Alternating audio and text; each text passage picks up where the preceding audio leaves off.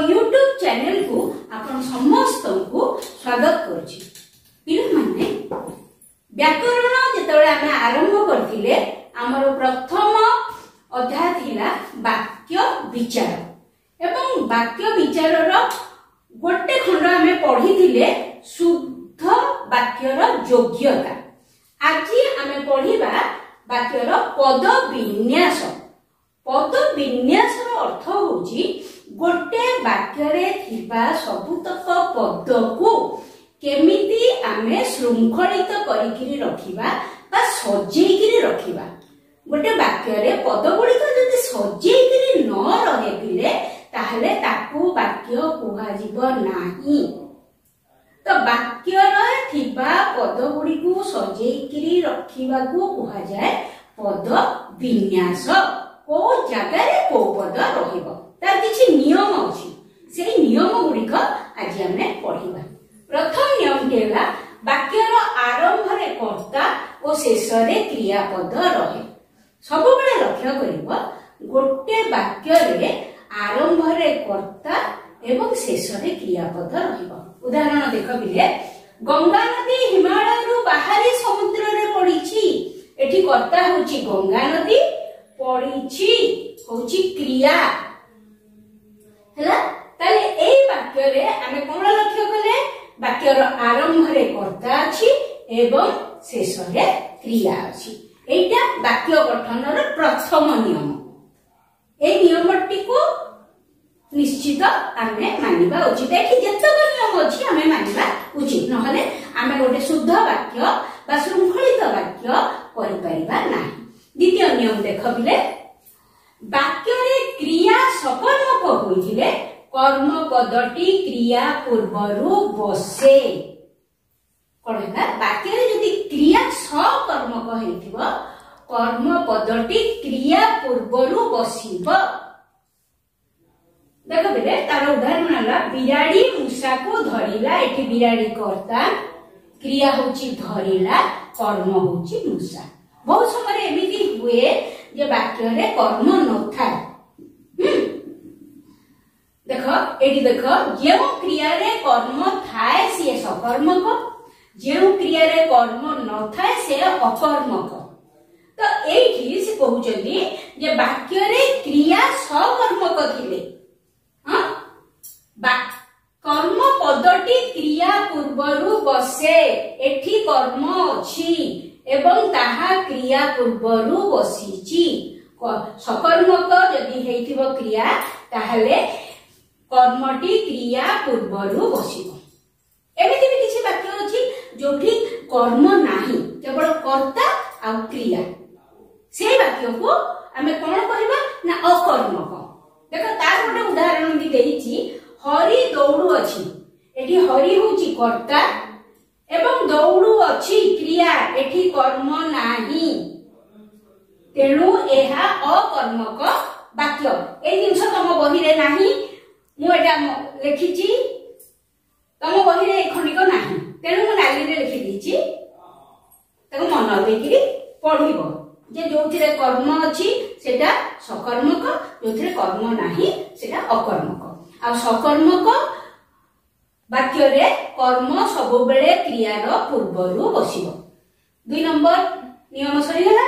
वर्तमान 3 नंबर जदि वाक्य रे 2 कर्मक क्रिया थाए तेबे गौण कर्म पर मुख्य कर्म व्यवहार करा जाय। बेले बेले वाक्य रे 2टा कर्म थाए ताकू कहा जाय 2 कर्मक क्रिया।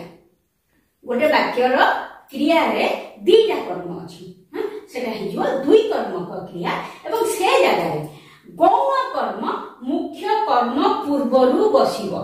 गौण मुख्य कर्म गौण कर्म रो परे बसिबो। देखो बले शिक्षक छात्र को प्रश्न पचारिबे। एठी प्रश्न होची मुख्य कर्म एवं छात्र होची गौण कर्म। सब बेले 2 कर्मक क्रिया रे कोन हुए ना गौण कर्म आग रहिबो, मुख्य कर्म ता परे रहिबो। एठी कर्ता शिक्षक पचारिले जो क्रिया एवं ए क्रिया रो 2टा कर्म अछि, गोटे गौण कर्म गोटे मुख्य कर्म। गौण कर्म ପୂର୍ବରୁ ରହିବ ଏତିକି ମନେ ରଖିବ ହେଲା। 3 ନମ୍ବର ସରିଲା।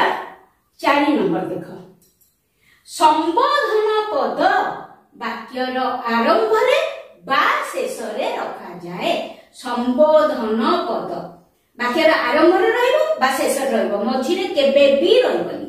ସବୁବେଳେ ଅଧିକାଂଶ ସମୟରେ ସମ୍ବୋଧନ ପଦ ବାକ୍ୟର ଆରମ୍ଭରେ ହିଁ ଥାଏ। ବହୁତ କମ ସମୟରେ ବା କ୍ୱଚିତ ସମୟରେ ସେଟା ବାକ୍ୟର ଶେଷରେ ଥାଏ।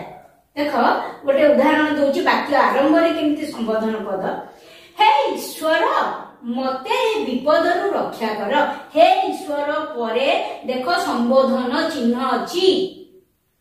ଈଶ୍ୱରଙ୍କୁ ଏଠି ସମ୍ବୋଧନ କରାଯାଇଛି, ମତେ ଏ ବିପଦରୁ ରକ୍ଷା କର। ଏଟା ବାକ୍ୟର ଆରମ୍ଭରେ। ପ୍ରାୟତଃ ଅଧିକାଂଶ ସମୟରେ ସମ୍ବୋଧନ ପଦ ବାକ୍ୟ ଆରମ୍ଭରେ ଥାଏ, କ୍ୱଚିତ ବାକ୍ୟ ଶେଷରେ ଥାଏ। ବାକ୍ୟ ଶେଷରେ ଗୋଟେ ଉଦାହରଣ ଦେଖ, ମତେ ଶକ୍ତି ଦିଅ ପ୍ରଭୁ। ଏଠି ସମ୍ବୋଧନ ପଦ ବାକ୍ୟ ଶେଷରେ ରହିଲା, ସମ୍ବୋଧନ ପଦର ଚିହ୍ନ ମଧ୍ୟ ରହିଲା, ଦେଖିଲ। କିନ୍ତୁ ଏଟା କ୍ୱଚିତ, ଶେଷରେ କ୍ୱଚିତ ବ୍ୟବହାର ହୁଏ ହେଲା। କିନ୍ତୁ ଅଧିକାଂଶ ସମୟରେ ସମ୍ବୋଧନ ପଦ ବାକ୍ୟର ଆରମ୍ଭରେ ହିଁ ରଖାଯାଏ। ପିଲେ ଏତିକି ବୁଝି ହେଇଗଲା? ଠିକ ଅଛି, ଆମେ ପରକୁ ଯିବା। ପିଲାମାନେ ଦେଖ, ଏବେ ଆମେ ପଞ୍ଚମ ନିୟମଟି ପଢିବା।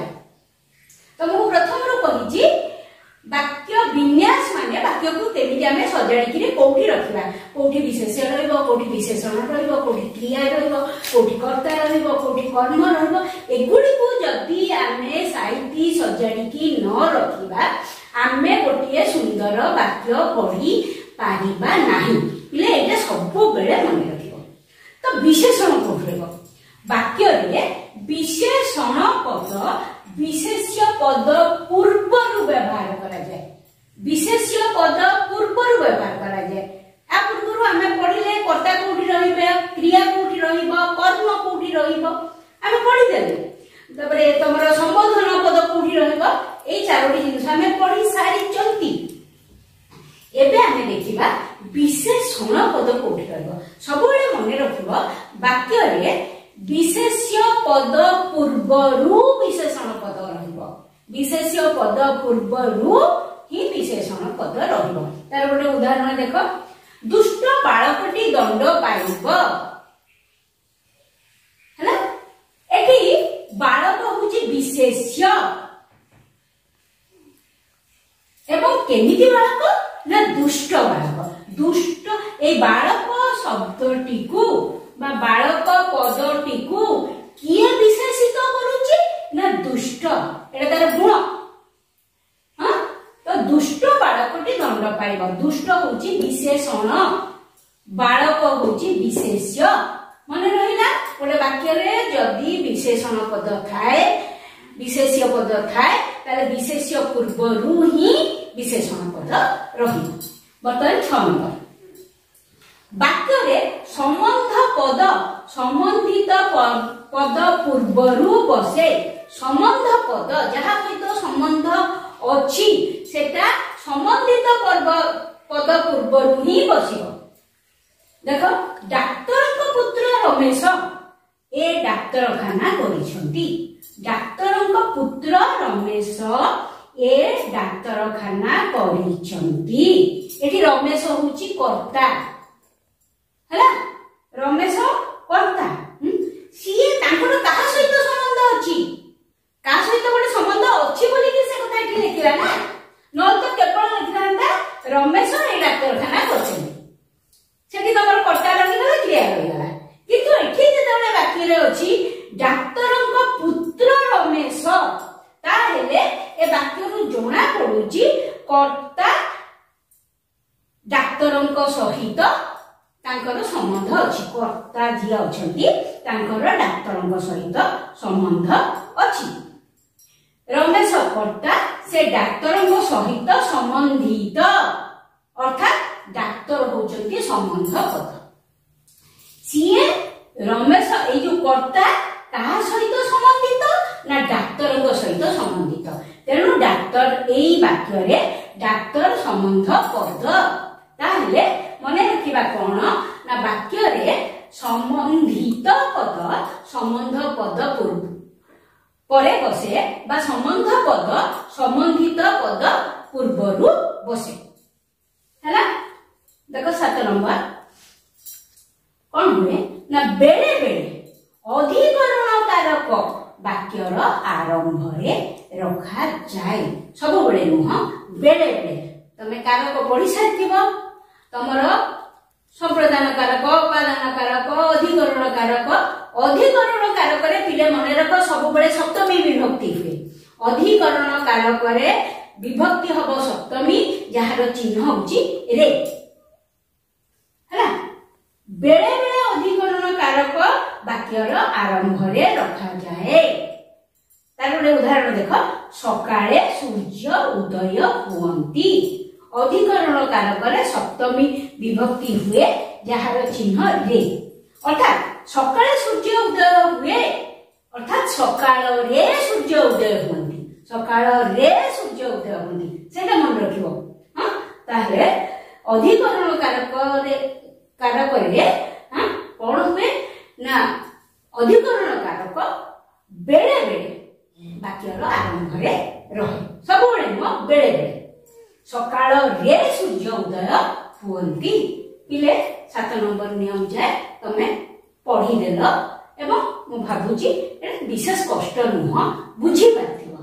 एबे अन्य नियम पिले देख एबे आमे 8 नंबर नियमटी को देखिबा 8 नंबर को मु दी भाग करची क ख कोन हिची ना गुरुत्व आरोप पाई जे कौनसी पद वाक्यर शेष रे बसी पारे माने वाक्यर शेष रे जे कौनसी पद तमे बसी पारो जदी गुरुत्व आरोप पाई तमे चाहुच कौनसी गोटे वाक्य रे जदी तमे गुरुत्व दबा को चाहुच से गुरुत्व पदटी को तमे वाक्यर शेष रे बसेइब। गोटे उदाहरण देखो एही महत् कार्य साधित हेब केवल साधना द्वारा पिले ए संपूर्ण वाक्यटी देखो एठी गुरुत्व कहा पर दिया है ना साधना ऊपर दिया है गुरुत्व दिया है हां साधना ऊपर से कहउछली ए महत् काम केवल संभव हब साधना द्वारा एठी साधना ऊपर गुरुत्व दिया जायछि तेणु गुरुत्व आरोप पाई जे कोनसी पद तम वाक्य शेष रे बसि पाइबो एठी वाक्यटी लिखुछ एवं तमर गुरुत्व आरोप करिवार अछि गुरुत्व दबार अछि तो को जगह सेटा रखिबो से पदटी को ना शेष रे वाक्यर शेष रे आ गोटे कथा भी हेई परिबो वाक्य आरंभ रे मध्ये गुरुत्व आरोप पाई व्यवहार करा जाय पद केमिति वाक्यर आरंभ रे गुरुत्व आरोपण पाई वाक्यांश बसी पारे तमको खंड वाक्य आ वाक्यांश मु पढ़ी सारिची तेणु वाक्यांश कथा मु एठी आ कहिबाटा ठीक हबनी बहुत समय सेति पई लागि जीव तुमको जेहेतु मु एटा आगुर पढ़ेची मु केवल सेति ही कहबी वाक्य आरंभ रे जदि तमे गुरुत्व देबा को चाहुच सेटा केमिति हेबो ना वाक्यांश बसई परिबो सेठी केवल गोटे पद बसईबनी गोटे वाक्यर खंडे बा गोटे अंश बसिबो तुमरो काम हेउची पाठ पढ़िबा एठी काहा ऊपर गुरुत्व दिया हला ना तुमरो काम तुम काम ऊपर ही गुरुत्व दिया हेची तुमरो काम केवल काम जे कोन ना पाठ पढ़िबा तेणु पिले मने रखिबो गुरुत्व आरोप